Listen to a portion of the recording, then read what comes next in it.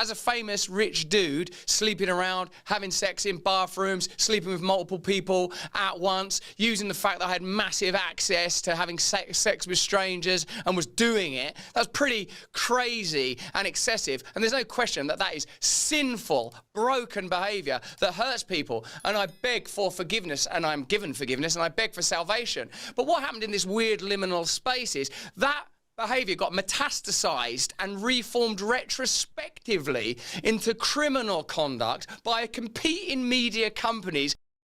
Breaking right now, are Russell Brand and Noel Clarke closer to justice as the stream of false allegations against them propagated by the left-wing and establishment media finally coming under scrutiny, finally coming under some doubt?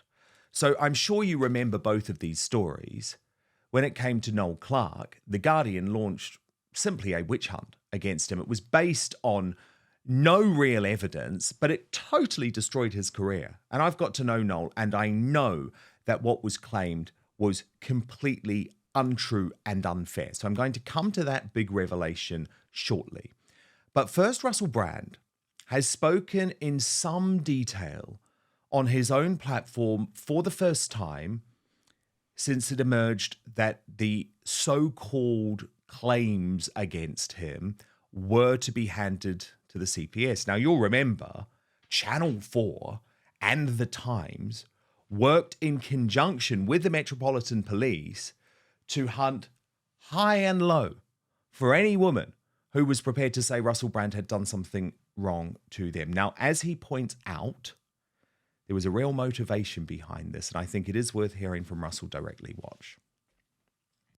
For years, my promiscuity was exploitative. As a famous rich dude sleeping around, having sex in bathrooms, sleeping with multiple people at once, using the fact that I had massive access to having sex with strangers and was doing it, that's pretty crazy and excessive. And there's no question that that is sinful, broken behavior that hurts people. And I beg for forgiveness, and I'm given forgiveness, and I beg for salvation. But what happened in this weird liminal space is that behavior got metastasized and reformed retrospectively into criminal conduct by competing media companies, working with groups like Logically and Crisp, working with legacy media companies, collaborating in an unprecedented way in order to go back to, for years and years, talk to people like, have you got a story about Russell Brand? What about that? Well, other people have bravely come forward. What if we shift that? What if we shift this a little bit? What if we tweak that? Now it goes from, instead of being a heel and a fool and greedy, and and in some aspects of the culture, a playboy, a womanizer, a gadabout, a player. It was reformed into, no, this guy's not like all those other famous womanizers that we know are out there, that sometimes have to put out injunctions, that sometimes have to pay lawyers a lot of money to keep stories quiet. No, you're in this different category here, all of a sudden, of the most appalling criminals known. All the while in my country now, there's this explosion that there are actual grooming gangs that are raping and abusing little girls and young women at an almost institutional and inconceivable level. And it appears that the media and government have repressed and ignored those stories for reasons that I find difficult to understand, but they're sort of a loose way of describing it.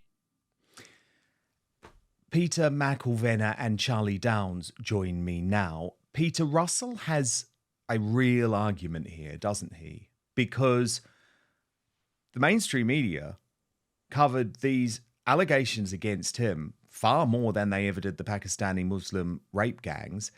It was a witch hunt. He absolutely was not a perfect man. He has admitted that.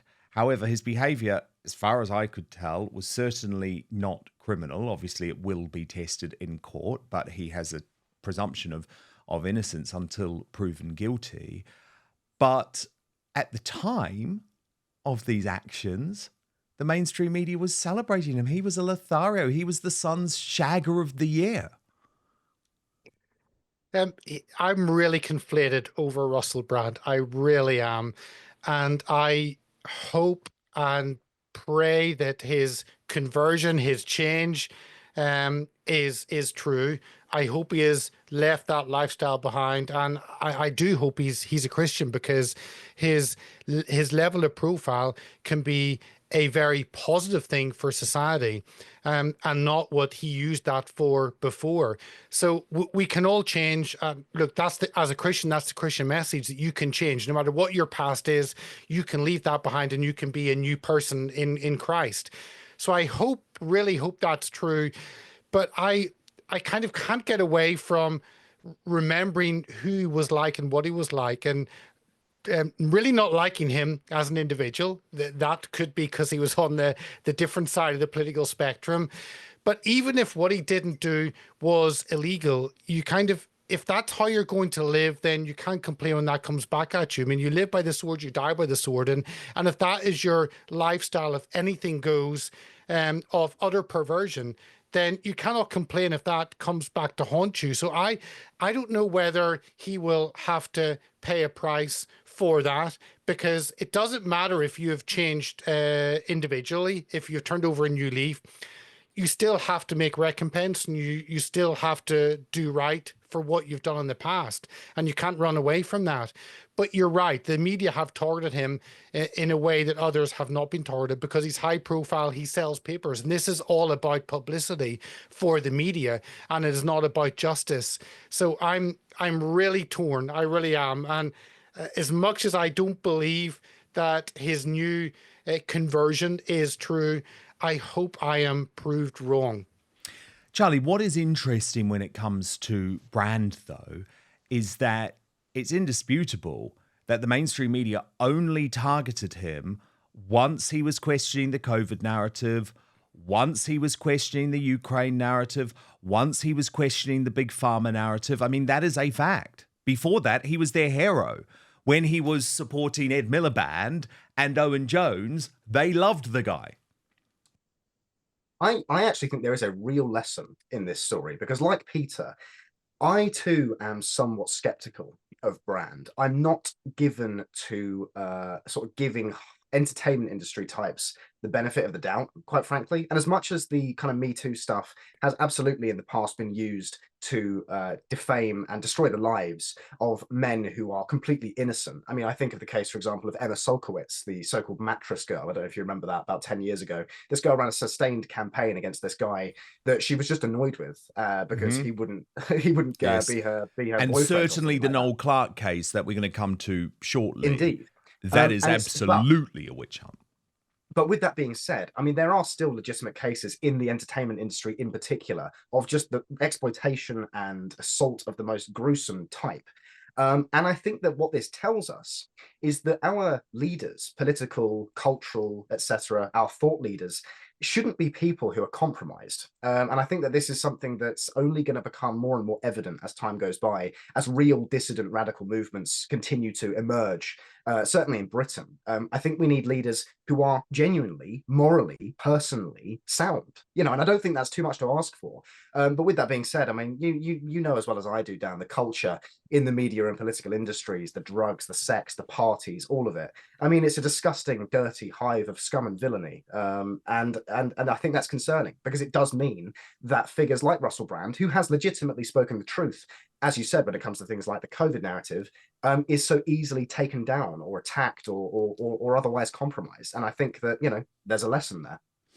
No, indeed. Indeed, there is. I just think the targeting of Brand was totally political, and that was very transparent, because other people who have got away with that in the entertainment industry for years are not targeted at all. But first, I know the reason you're watching this show is because you know that these days it's almost impossible to trust the mainstream media or the so-called fact checkers who claim to patrol social media. And there's a very good reason for that, right? Think about it. Brexit, COVID, Donald Trump, they got it all wrong. So I've got the solution. Today's sponsor, Ground News, is the only safe way to consume the headlines. And you can go to ground.news/outspoken to check it out for yourself. But what I want to actually do is show you this website and app in action. So let's look at the recent story about Elon Musk falling out with Nigel Farage. It was over Tommy Robinson, of course, and the legacy media wanted to whip up this story to destroy all three men. But you can see here on Ground News that they have collated the 230 sources in one place. Then it instantly shows how the story is being covered by the media, but broken down by whether the media organizations lean to the left or the right. This is the illustration bias distribution service. And if you scroll down, you can see every article about the topic broken down by political position or ownership. So in this case, Fox News gave a fair analysis, whereas the Independent and Mediaite did not. They actually lambasted Musk and Robinson and Farage as morons with big egos, but they didn't actually look into why the split happened, how it could be resolved. What's more, Ground News actually gets to know you personally. This is really important. It will provide you with news stories that you are interested in, but it also analyzes your own biases and comes up with potential blind spots for stories that you might not be hearing about. So if you're like me, you love the news, but you no longer trust the legacy media, Ground News gives you the tools to understand the truth about what is going on in the world. I can vouch for this service. It's the only way I now read the news. It allows me to see through media bias and manipulative narratives without having to rely on the MSM to define the truth for me. So you can go to ground.news/outspoken. Check it out for yourself. And if you subscribe through my link, you get 40% off. That's 40% off the Vantage plan, which is what I use for unlimited access. Now, I should say, Ground News, completely subscriber funded. If you support my sponsor, you support my work too. And for less than a Netflix subscription, you get all of the world's news in one place. And you can think for yourself. It really is a game changer for a news junkie like me. So I'll just repeat the address, ground.news/outspoken, or you can click on the link in the description box below if you're watching on YouTube or Rumble. There's also the QR code up on screen right now as well. But now, back to the show. But just finally, I just want to take you through the Noel Clarke story, because this really was a witch hunt by The Guardian. Trust me, they are going to end up paying Noel Clarke a lot of money. Look at this revelation from the Mail on Sunday at the weekend. A woman The Guardian newspaper alleges was groped by actor Noel Clarke has denied being assaulted by him in evidence given on his behalf for a libel trial. So The Guardian didn't get this one right. And the problem is, and again, Peter, we'll go through all of this evidence much closer to the time. However, The Guardian were so desperate to try and cancel Noel Clarke that what it meant is very often these allegations simply didn't happen. And how embarrassing for them, how mortifying for them that a woman who they claimed was groped by Noel Clarke is going to be giving evidence on Noel Clarke's behalf, saying, sorry, didn't happen. And this is why you have to be careful with trial by media. No, it is the danger of rushing to be an exclusive, to get there first. And if you're wrong, these organizations, these media outlets, they can publish an apology on page 30 that no one will ever see, and they have deeper pockets than individuals, and therefore they can fight that through the legal system. So it's not a level playing field. And this is all, whenever our government talks about misinformation online, they don't talk and point the finger at the legacy media, who really participate in misinformation to the nth degree just to sell papers. It's about advertising. And there's very little constraints on them. It's normally a slap over the wrist. And these organizations, these media outlets, can afford to pay some legal costs because they make up their money elsewhere. So there's no incentive for them to speak truth. The only incentive for them is publicity and sales and clicks. That is their incentive. So it is infuriating whenever the government point the finger at alternative media and social media as the problem. Actually, often the problem is in the legacy media.